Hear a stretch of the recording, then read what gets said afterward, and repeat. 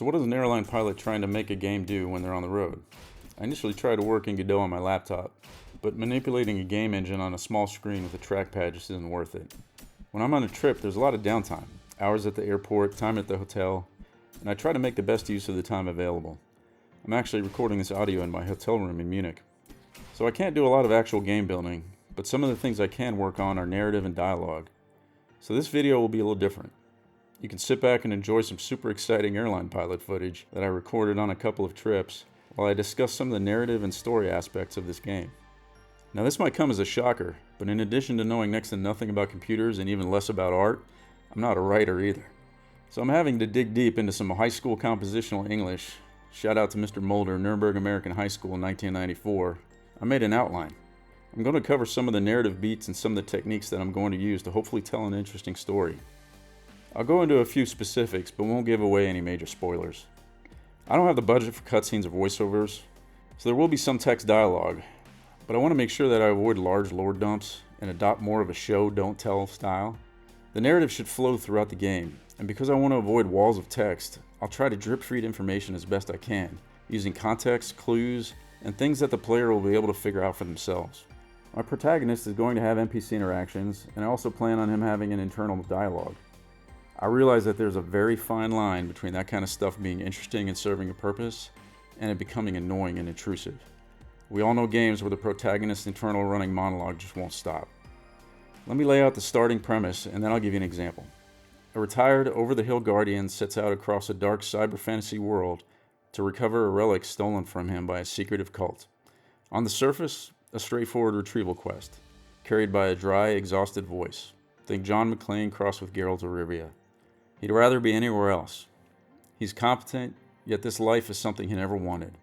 But his intensity about this particular object is disproportionate to what he'll admit, and the game spends its whole runtime letting the player wonder why a man this tired would burn everything down over what he insists is just a job. Partway through, a discovery changes the shape of the hunt. No longer just duty, but something closer to hope.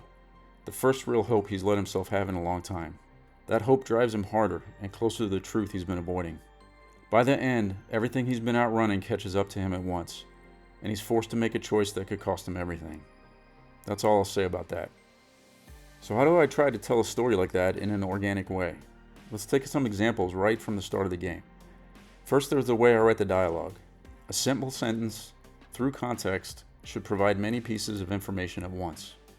Our protagonist is out in the wilds and come upon by several members of the cult. He quietly mutters, "Company, 4 of them, and another in the trees. Not lost." That short statement conveys several things at once. First, he's observant. He has a competence, an awareness of his situation. Second, the group that has found him is ominous, and he knows it. Third, it makes clear that he's dealt with violence before. Context and clues provide all of that information from a very short sentence. When he kills the members of the cult and recognizes a brand they carry, his brief reaction is, "Disciples, I hate these guys." Again, this very short statement gives you several clues. He knows who they are, he's got a history with them, and it isn't great. After he discovers that one of them has stolen the relic, he exclaims, "Shit, where is it?" You don't know what it is or why it's important, but you know it means a lot to him. So in just a few lines of dialogue, we've established who he is, that there's some kind of enemy and a little bit about them, and that they've taken something that means a great deal to him, and we didn't need a gigantic lore dump. Another example is from a bit later on, when our protagonist catches up with some of the cultists and says, "Hand over the jar, asshole." The cultist is indignant. "Jar? This is no mere jar. This is the vessel of Vale." What hopefully follows is a somewhat amusing interaction, due to our protagonist's irreverence for something the cult worships so profoundly. Again, these few lines of dialogue convey that he wants this thing back and it's very important to the cult, but he's pretty much over all their bullshit. That kind of tone is what I'm shooting for to tell this story. Another tool I'm using in my narrative is tropes. Tropes are familiar storytelling patterns that audiences instantly recognize. They do a lot of the heavy lifting without requiring a bunch of extra exposition. Even the best narratives rely on it. It's not a bad thing, as long as they're used carefully. You just want to make sure your tropes don't turn into cliches. My game has several. The first is the reluctant expert, the grizzled professional who's seen it all and would rather not. Players don't need it explained because they've seen it 100 times. You don't have to build that from scratch. You borrow a fully loaded archetype and just make sure the execution is specific enough to feel original. The second is the secret cult. Horror and fantasy have trained audiences to understand secret cult as a complete package.